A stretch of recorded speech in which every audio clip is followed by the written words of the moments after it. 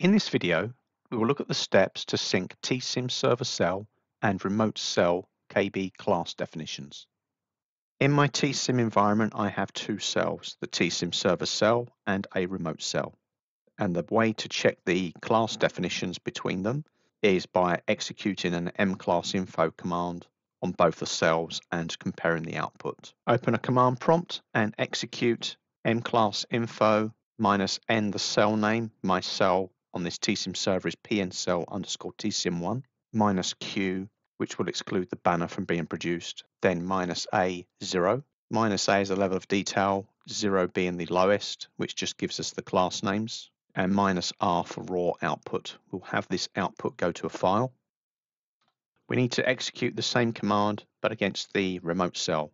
My remote cell is called child enr1, and as that cell is in the mcell.dev file on the TSIM server, I can run the mclassinfo here on this same server.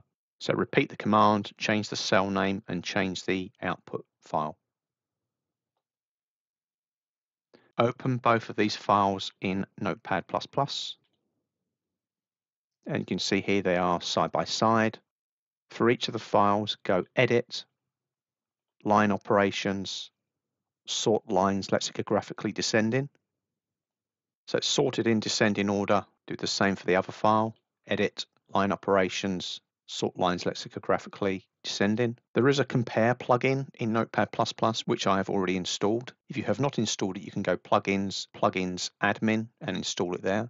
As I've already installed it, I have the option here, and I go Plugins, Compare, we can see the differences. So child enr1 cell has some classes beginning with Nagios, and it also has some that begin mom as well. And we're just interested in the class names. These integers at the bottom is part of the raw output, and we're not interested in that. We're just interested in the class names. If you are on Linux, then the way to do the compare will be with the diff command. Let's now go to that remote cell machine.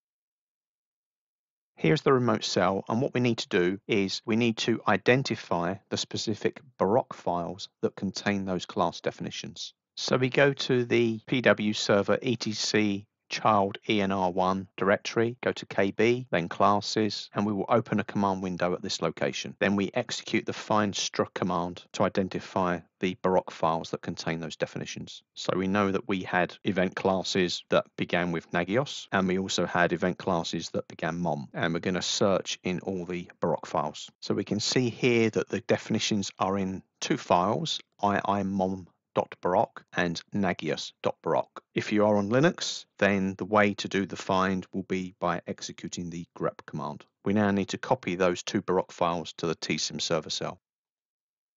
We're now back on the TSIM server, and we go to the KB directory for the cell, pncell tsim1, go to classes, and we copy the two Baroque files into this location. So we can see them there.